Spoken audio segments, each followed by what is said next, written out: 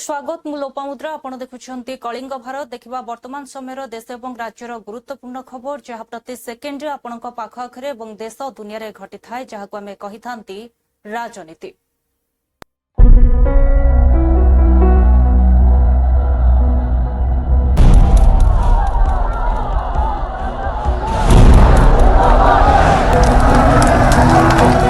राजनीति जेउठी गोटे ही सत्य जितिबा जेकोसी मूल्य 12 वर्ष तले देशर प्राय 1/4 जिला यही नक्सल और माओ हिंसार कबलित थिला किंतु माननीय प्रधानमंत्री श्रीयुक्त नरेंद्र मोदी जी सठिक मार्गदर्शन एवं मान्यवर केंद्र गृहमंत्री श्रीयुक्त अमित शाह जी दक्ष परिचालना जगु आज रेड टेरर आज इतिहास पलटि यही पदक्षेपर सफल एक बड़ अंशीदार होइछि आम राज्य ओडिशा। कारण आम राज्यर प्राय अधा अंचल यही रेड टेरर रे प्रभावित थिला। गत मार्च 31 तारिख रे यार समाप्त हवा परे सेही जिला गुड़िकरे बंद होइतबा विकास कार्य त्वरान्वित होइछि। बंधुगण गत 2 वर्ष हला महाप्रभु श्री जगन्नाथଙ୍କ अपार करुणा और 4.5 कोटी जनसाधारण आशीर्वाद आम सरकार उत्सर्गीकृत मनोभाव नहीं कार्यरत। यही 2 वर्ष रे आमे आम सरकार सबका साथ सबका विकास सबका विश्वास और सबका प्रयास मंत्र को पाथेय करी समृद्ध ओडिशा और विकसित ओडिशा गठन करने पाई कार्यरत। समृद्ध ओडिशा और विकसित ओडिशा गठन सबुठारु बड़ पाथेय होउचंती एहार प्रकृत नागरिक। आम राज्यर प्राय 1/4 नागरिक होउचंती जनजाति संप्रदाय और प्राय 16% होउचंती अनुसूचित जाति संप्रदाय। जनसंख्यार अधा होउचंती महिला। जनसंख्यार प्राय 60% होउचंती कृषक मत्स्यजीवी और प्राणीपालक। यही वर्गंकर सर्वांगीन उन्नति नहेले समृद्ध ओडिशा केवल एक परिकल्पना ही रही। तेणु आम सरकार प्रथम दिन ही समस्त वर्गंकर सर्वांगीन उन्नति योजनाबद्ध भाव कार्य करि आसुअछंती। नागरिकों को मौलिक सुविधा प्रदान करिबा प्रत्येक नागरिकों कर्तव्य। प्रत्येक सरकारंकर यह मुख्य दायित्व। स्वाधीनतार 8 दशंधि परे मध्य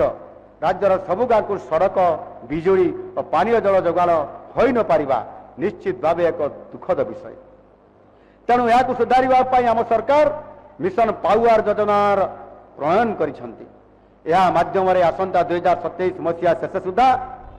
सबु गाँ को यही मौलिक सुविधा प्रदान करने लक्ष्य रखा जाइछि। जड़े साधारण लोक शिक्षा और स्वास्थ्य सेवा होउछि सबुठारु बड़ आकांक्षा। कारण गोटे परिवार एक सिंहभाग शिक्षा और स्वास्थ्य सेवा खर्च होता है। लोकंकर यही कष्ट को लाघव करने आम सरकार तार प्रतिश्रुति को पालन कर चली। देशर प्रथम राज्य भावे ओडिशा रे केजी रु पीजी शिक्षा को संपूर्ण भाव निःशुल्क करने हेउछि एहार सबुठारु बड़ उदाहरण। अर्थात शिशु बाटिकार आरंभ करी स्नातकोत्तर श्रेणी पर्यंत सबु सरकारी स्कूल कॉलेज विश्वविद्यालय तथा सरकारी अनुदान प्राप्त अनुष्ठान रे शिक्षा को संपूर्ण देयमुक्त करा जाइछि। गुणात्मक शिक्षा क्षेत्र में गोदावरीश मिश्र आदर्श प्राथमिक विद्यालय एक गुरुत्वपूर्ण भूमिका ग्रहण करने को जाउछि। प्रथम पर्याय रे 2200 आदर्श प्राथमिक विद्यालय निर्माण करा जिवो। प्राथमिक शिक्षा को सुदृढ़ करने यही 2 वर्ष मध्य 26,000 शिक्षक शिक्षयित्री को नियुक्ति दिया जाइछि। आगामी दिन में 45,000 शिक्षक शिक्षयित्री को नियुक्ति प्रदान करने कार्य आरंभ हो सारी। प्रथम थर राज्य में नवम और दशम श्रेणी पिलांकर मध्याह्न भोजनर व्यवस्था मध्य करा जाउछि। पूर्वर विद्यालय गुड़िकरे अष्टम श्रेणी पर्यंत निःशुल्क पाठ्य पुस्तक प्रदान करा जाउथिला। एबे एहा सहित नवम और दशम श्रेणी पिलांक मध्य निःशुल्क पाठ्य पुस्तक प्रदान करा जिवो बोली आज यही पवित्र अवसर रे मु घोषणा करुछि। उच्च शिक्षा को आहरी व्यापक करने उपांत जिले में 18टी नुआ सरकारी महाविद्यालय प्रतिष्ठा सहित 4टी नुआ विश्वविद्यालय प्रतिष्ठा पाई निष्पत्ति आम सरकार नहीं। केंद्र सरकार आयुष्मान भारत, प्रधानमंत्री जन आरोग्य योजना तथा राज्य सरकार निजस्व गोपबंधु जन आरोग्य योजनार मिलित कार्यकारिता जगु राज्यर 3,70,00,000 लोक अर्थात 80% लोकंकर पाई देशर प्रतिष्ठित सरकारी हॉस्पिटल रे चिकित्सित हेबा आउ स्वप्न नुहे, यह वास्तव में परिणत होइछि। स्वास्थ्य क्षेत्र में शिक्षार सर्वांगीन उन्नति पाई जाजपुर, तालचेर और कंधमाल ठारे मेडिकल कॉलेज प्रतिष्ठा करा सहित आउ 4टी नूतन और आधुनिक मेडिकल कॉलेज और 7टी नर्सिंग कॉलेज प्रतिष्ठा पाई मध्य सरकार पदक्षेप मान नौछंती। यह सहित राज्य में 3टी नुआ आयुर्वेदिक, 2टी होमियोपैथिक मेडिकल कॉलेज मध्य खोला जिवो। प्राथमिक स्वास्थ्य केन्द्र ठारू जिला स्तर पर्यंत स्वास्थ्य भित्तिभूमि को सुदृढ़ करा जाउछि। ओडिया अस्मिता कौन गोटे हूँ उदाहरण हूँ आम जो ओडिया पाठ्यपुस्तक बही पिला 2000 ऊर्ध भूल किंबुत किंबाकार भूल, व्याकरणगत भूल, भावगत भूल, तथ्यगत भूल, ये कौन ओडिया अस्मिता किंबुत किंबाकार ना सब उच्चारण हो। 2 नंबर रे जो गुड़िक ओडिया अस्मितार जे ओडिया स्वाभिमान प्रतीक कह जाए कलिंगा साहसिका खारबलर जाति मधुसूदन दास जाति विजु पट्टनायक से कथा भी कहते ना गोटे लोकों अभिप्रेत योजना था विजु स्वास्थ्य कल्याण। ताकू तमें केवल गोटे पार्टी हिसाब से दलीय मनोवृत्तिर संकीर्णतार जाइकरी ताकू बदल देल गोटे लोक जोटा उपकृत होते ओडिया लोक सेमती ओडिया लोक मैंने खाली तो कथा कहले हेनी मठ मंदिर जो कहते से सब अनाउंसमेंट हो प्रतिदिन गोटे अनाउंसमेंट हो सरकार घोषणा करिवारे माहिर किंतु प्रकृत में ओडिशार फुटफॉल केते बढ़ी जो रिलीजियस टूरिज्म हो कि आम ओडिशार कल्चर जोटा आम यूएसपी जोटा आमर हूँ मूल कथा सेठी केते आम टूरिस्ट केते आसुछंती आकर्षित आमर जदि से भाया भित्तिभूमि बढ़ी जाइछंती बोली सरकार जोटा कहउछंती मुख्यमंत्री महोदय कहले ताले तो अधिक भाव में टूरिस्ट आसछंती केते तुलना करि दउनांती केते विदेशरू कि आम देश भितर टूरिस्ट माने ओडिशा को बढ़ी एवं ओडिया भाषा प्रत्येक सरकारी स्तर रे जीव सेठी ओडिया कहले लोक बुझी पारुना आमर ये जो ओडिया भाषा जहाँ गोटे प्राचीन भाषा जो शास्त्रीय मान्यता नवीन पट्टनायक सरकार बेले मिलता विशेषज्ञ मान अकाट्य जुक्ति प्रणाम एवं ता आज विकृत भाव में अनुपालन होनी केवल उच्चारण करा जाउची आचरण रे देखा जाउनी ओडिया इंद्र जो वर्षा करछि सेति पे हमें देई नवीन बाबू थिले सीधा इंद्रଙ୍କ संगे कथा लागुथिले चाहिले वर्षा होतला चाहिले नै नवीन बाबू से फोन नंबर ताले देई दियंतु हमें व्यवहार करिवो बीजेडी पक्षर बारंबार कह जाउची बन्या परिचालन संपूर्ण भाव त्रुटि रही सेति पे से अभियोग पे ताकू भी धन्यवाद सर परिचालन ठीक भाव हेई नै बीजेडी बारंबार कहउची सर एठी आजिकली सहरांचल रे बन्या हो जाउची सर एटा बड़ समस्या ओडिसा रे हेलानी ये बन्या पे भी बीजेपी दायी ना सहरांचल जदि 24 वर्ष भितर जल निष्कासन व्यवस्था कर आज आमको एत हंतसंत हवाक पड़ी न था। एटी उत्तर ओडिशा रे बालेश्वर आउ भद्रक आउ जाजपुर ये 3टा मुख्य केन्द्रापड़ा जगतसिंहपुर मिशांतु से प्रकृत पानी निष्कासित हो पार ना जमी फटा सब आपंकर बहुत जगह अधिग्रहण हो जाए जबरदखल हो आम दे अच्छा ये इंद्र जो वर्षा कर नवीन बाबू थिले सीधा इंद्रଙ୍କ संगे कथा लागुथिले चाहिले वर्षा होतला चाहिले नै नवीन बाबू से फोन नंबर ताले देई दियंतु हमें व्यवहार करिवो ये इंद्र जो वर्षा करछि सेति पे हमें देई नवीन बाबू थिले सीधा इंद्रଙ୍କ संगे कथा लागुथिले चाहिले वर्षा होतला चाहिले नै नवीन बाबू से फोन नंबर ताले देई दियंतु हमें व्यवहार करिवो बीजेडी पक्षर बारंबार कह जाउची बन्या परिचालन संपूर्ण भाव त्रुटि रही सेति पे से अभियोग पे ताकू भी धन्यवाद सर परिचालन ठीक भाव हेई नै बीजेडी बारंबार कहउची सर एठी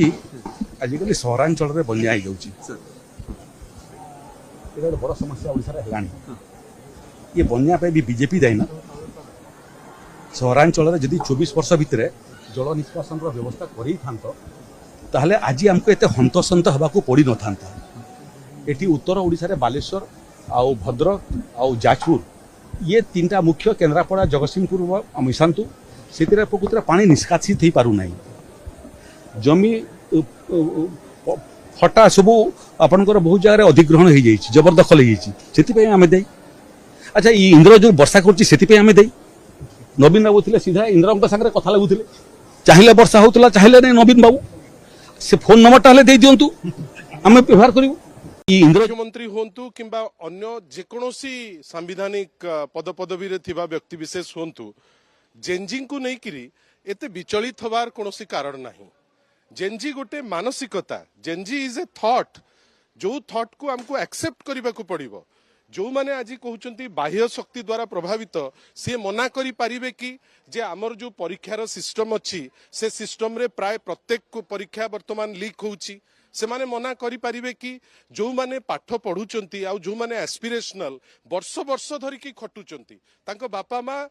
लक्ष लक्ष टंका खर्च करुचंती विभिन्न जगार कष्ट करिकिरी आ शेष रे जेतबेले परीक्षाटी लीक होउची विशेष करी नीट परी परीक्षा जोटा 5 वर्ष रे 3 थर लीक होउची आपण मते कहंतु जोठी आउ कोठी बाट पाउनाहांती किछि जेनजी ता भितरु हताशा भाव लक्ष्य आपण माने लक्ष्य करुतिबे से माने सुइसाइड करुचंती 21 जन जेनजी से माने सुइसाइड करिचंती आउ जेतबेले याकू नेकिरी प्रतिक्रियाशील हेले गोटे वर्गर लोक गोटे बयसर पिला आउ से बयसंकर से चिंताधाराटी आमको ताको ग्रहण करने को पड़िबो जेनजी को आदेरिबा को पड़िबो जहाँ माननीय श्री नवीन पट्टनायक कहिले वर्तमान तांको संगे कॉन्फ्लिक्ट करिवार समय नहीं बा टिक्का टिप्पणी दबार समय नहीं जे से माने बाह्य शक्ति द्वारा प्रभावित आम लोक आम पिला आमे एते तळुकु खसी जिबा जे आमे कहिबा बाह्य शक्ति द्वारा प्रभावित गोटे बड़ कथा जेनजी करिछि जो इनविजिबिलिटी जोटा थिला जे वर्तमान रो जो डिस्पेंसेशन तांकु केही दोहलेई पारिबे नाही ये जो ऊपर मुंडरू दिल्ली रु भुवनेश्वर जो दोहली जाइचंती ए माने जेनजींकर जो अल्टरनेटिव थॉट जे तमे आमको एई जिंसटी करिवो एई जिंसटी हमको आवश्यक देश गोटे संविधान रो व्यवस्था उपरे चले आउ जेतबेले से व्यवस्था रे जी दायित्व रे रहिबे तांकर दायित्व होउची जोटा मेजॉरिटी सेक्शन जेनजींकर पॉपुलेशन भारत वर्ष वर्तमान युवक मान को नेकिरी मैक्सिमम पॉपुलेशन आमे गठन करिचे आउ से जगह रे जेतबेले जेनजींकर दबदबा अछि आउ जेनजी जोटा चाहुचंती जोटा समाज रे गोटे समानता आनिबो सेटा तो वेलकम एते व्यस्त कहीं मत लगुच कौटी ना कौटी मुख्यमंत्री हूँ कि आउ जी भी हो जी बाह्य शक्ति कथा कहूँ जे जेनजी को न्यून करने को चेष्टा करुच्ची आउ जी भावुची जे जेनजी ता निज थॉटटा निजे रखी पारुनी से भूल करुच्ची आउ तांकर निजर व्यक्तिगत पॉलिटिकल माने लाभ क्षति को हिसाब करिकी से जेनजी को इवालुएट करुचंती जोटा ठीक कथा नुहे मुख्यमंत्री हूँ कि अन्य जेकोसी सांविधानिक पदपद केंद्र में यशस्वी प्रधानमंत्री नरेंद्र मोदी 12 वर्ष एवं राज्य रे हम प्रिय मुख्यमंत्री मोहन चरण श्रीयुक्त मोहन चरण माझी नेतृत्व में बीजेपी सरकार सफलतार सहित 2 वर्ष पूरण कर अवसर में आमर डबल इंजन सरकार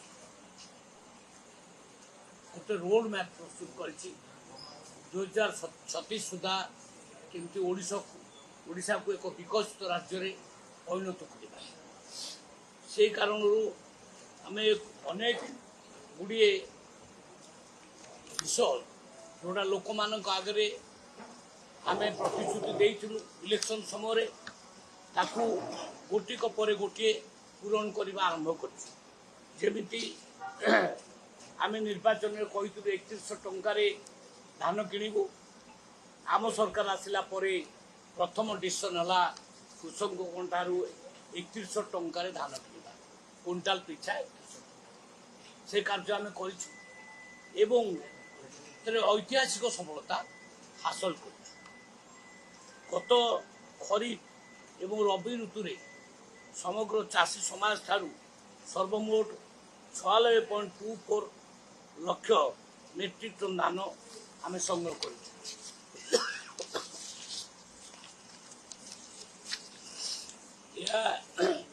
सर्वकालीन रेकर्ड सृष्टि कर सबुठ बड़ कथा 24 घंटा 48 घंटा भितर डीपीटी माध्यम कृषक मान खाता को पैसा पठेबा आमे समुदाय 28,719 कोटी टंका सीधा सड़क लोक मान खाता को कृषक मान खाता को पठे पूर्व सरकार द्वारा दीर्घ दिन धरी बंद कर नूतन राशन कार्ड को स्टार्ट कर 11 लाख नुआ हिताधिकारी गरीब लोक से राशन कार्ड दबारे सक्षम है। मोहन चरण माझी नेतृत्व में आमे गोटे नुआ योजना तैयारी कलु मुख्यमंत्री अन्नपूर्णा योजना से प्रत्येक मुंड पिछा आगु 5 केजी नाखे चाउल मिलूला मागणा किंतु अबिका केंद्र 5 केजी दब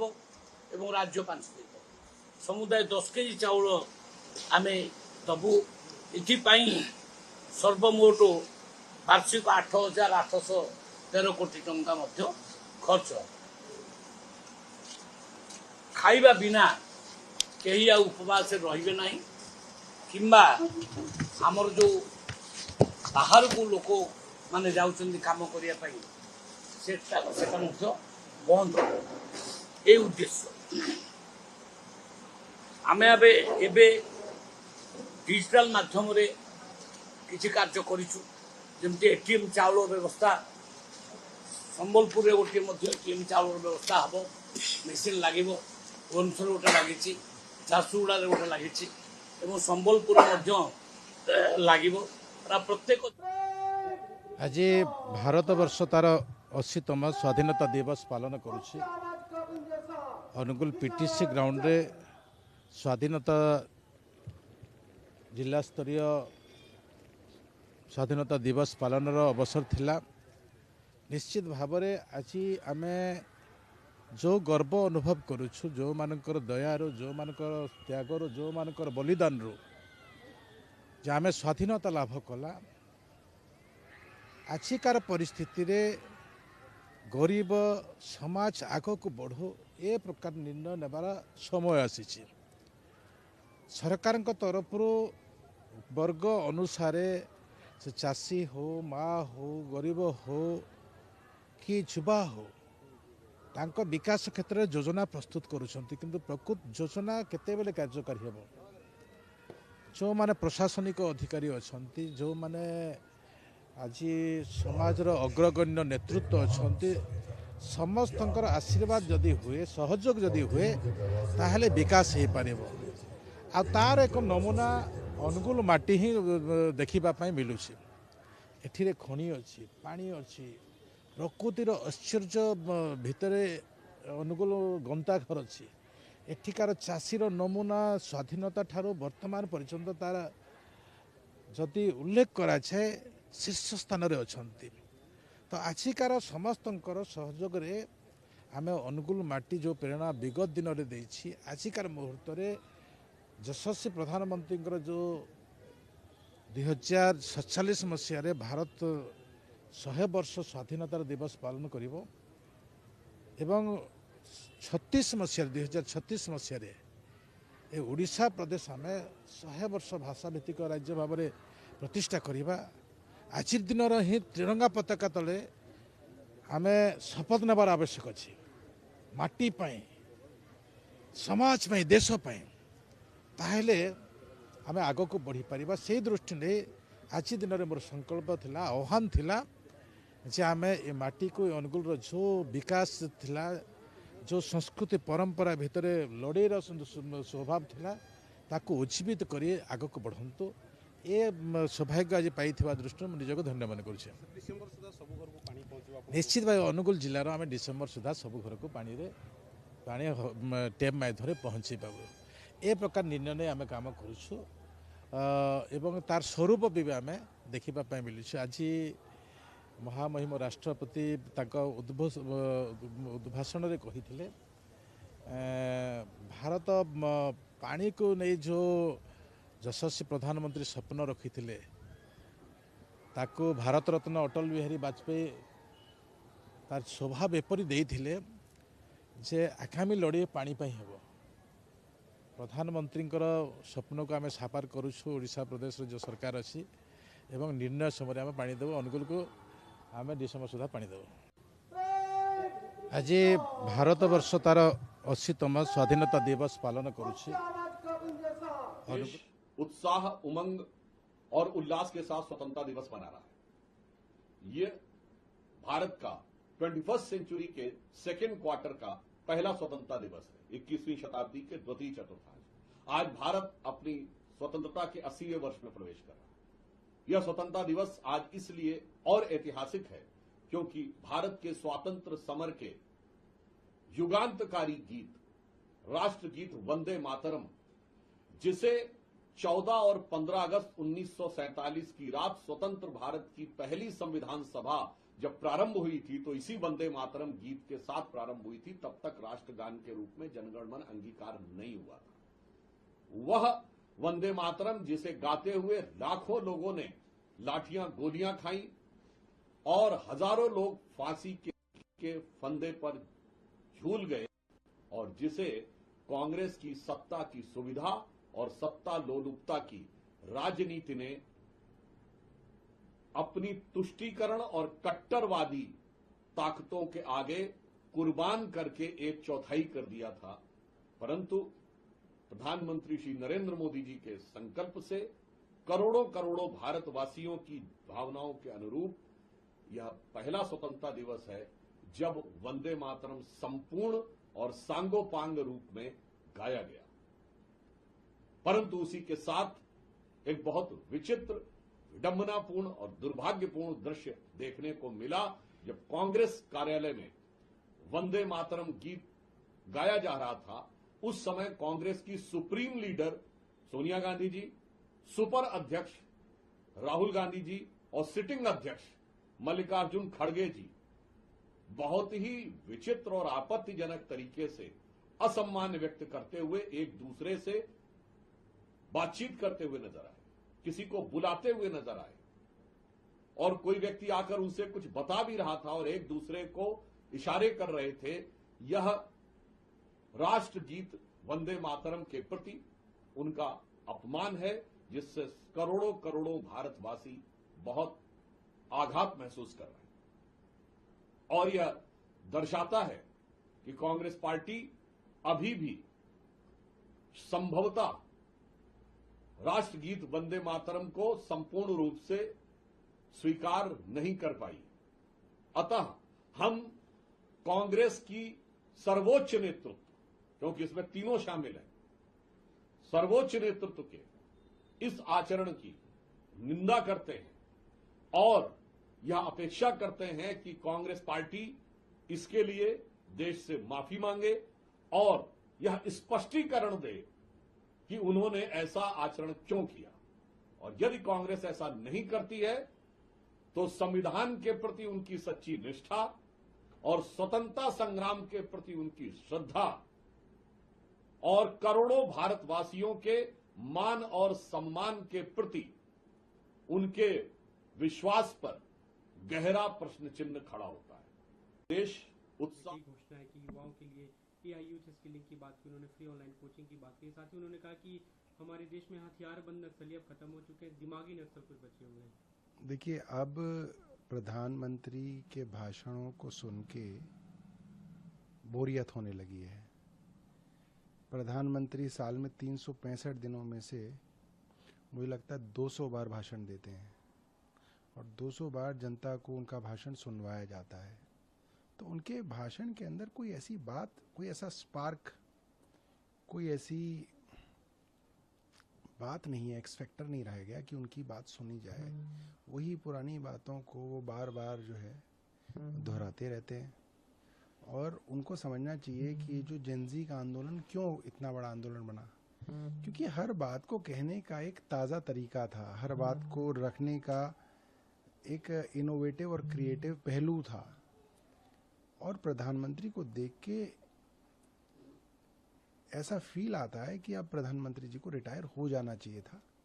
जब वो अपने पीक पे थे। अब वो जिस तरीके से उतराव उनका चल रहा है उसमें उनके लिए सिचुएशन और खराब हो रही है। जी, एक अरविंद केजरीवाल ने भी ट्वीट किया जिसमें प्रधानमंत्री भाषण देते कई घोषणाएं की। आज जब अखबार उठाया हम लोगों ने तो अखबारों में बहुत सारे विज्ञापन आए हैं और विज्ञापनों में जो एक विज्ञापन सबसे प्रमुखता से छपा है वो सरकार बता रही है पर कैपिटा इनकम। पहले पर कैपिटा इनकम क्या थी और आज पर कैपिटा इनकम क्या है, प्रति व्यक्ति आय पहले क्या थी और आज प्रति व्यक्ति आय क्या है। सरकार बता रही है कि उन्होंने दुगनी तरक्की की है, लेकिन सच्चाई कुछ और है। वहीं हमें पीछे मुड़ के ये भी देखना है कि अगर हम पर कैपिटा इनकम की बात कर रहे हैं, प्रति व्यक्ति आय की बात कर रहे हैं, तो दुनिया में जो खुशहाल देश हैं, तरक्की किए हुए देश हैं, जिनकी अर्थव्यवस्था हमारे आसपास है या हमसे आगे है, वहां पर प्रति व्यक्ति की आय क्या है। अगर हम तुलना करें तो हमारा भारत देश कहीं भी टिकता नहीं, कहीं भी दिखाई नहीं देता है। इसलिए आज जब हम आजादी का त्योहार मना रहे हैं तो हमें ये भी चुनौती स्वीकार करनी पड़ेगी कि जिस तरीके से दुनिया में देश तरक्की किए हैं उसी तरीके से हमारा देश भी तरक्की करे और हमारा देश भी खुशहाल हो। और खुशहाली के लिए सबसे ज्यादा जरूरी है कि हमारा किसान खुशहाल हो, हमारी खेती बाड़ी अच्छी हो, पैदावार अच्छी हो, हमारे किसान के खेतों तक पानी पहुंचे, समय पर बीज मिले, समय पर उसे खाद उपलब्ध हो जाए, समय पर कीटनाशक दवाइयां मिल जाएं और समय पे ही जब पैदावार तैयार हो जाए तो उसे कीमत मिल जाए। लेकिन दुख के साथ कहना पड़ रहा है कि आजादी के इतने वर्षों के बाद भी सबसे ज्यादा गरीब और सबसे ज्यादा तकलीफ परेशानी में और चिंता का विषय अगर किसी के सामने है तो हमारे किसानों के सामने है। जहां हम पर कैपिटा प्रति व्यक्ति आय की बात कर रहे हैं, वहीं हमें करोड़ों परिवारों को राशन देना पड़ रहा है। दुनिया में शायद कोई देश ऐसा नहीं होगा जहां पर इतना राशन देना पड़ रहा हो हमारे गरीबों को, लेकिन हमारे भारत में और खासकर उत्तर प्रदेश जो सबसे बड़ा प्रदेश है, बड़ी संख्या में हमें राशन देना पड़ रहा है। और मिलावट तो ऐसी हो रही जिसकी हम कल्पना नहीं कर सकते। जहां मिलावट के लिए सरकार काम करना चाहती है, वहीं सरकार खुद पेट्रोल में मिलावट करा रही है। पेट्रोल डीजल की भी कीमतें बढ़ रही हैं। हमारी विदेश नीति के कारण हमारी अर्थव्यवस्था भी चौपट हो रही, महंगाई का भी सामना करना पड़ रहा है। न केवल महंगाई का सामना करना पड़ रहा है, it's a very unfortunate as well as deplorable act that the government chose to insult a decision, an enactment by the Parliament of India. According to our constitution, the Parliament is supreme, and any decision taken by the Parliament is applicable for the entire country. If Kerala government decides that we don't accept the Parliament, it amounts to treason. It amounts to insulting the legacy of the independence struggle. देखुले वर्तमान समय देश और राज्यर गुरुत्वपूर्ण खबर को नहीं राजनीति समय होछि एक ब्रेक पर खबर प्रसारण जारी रहिबो। देखुथांतु कलिंग भारत।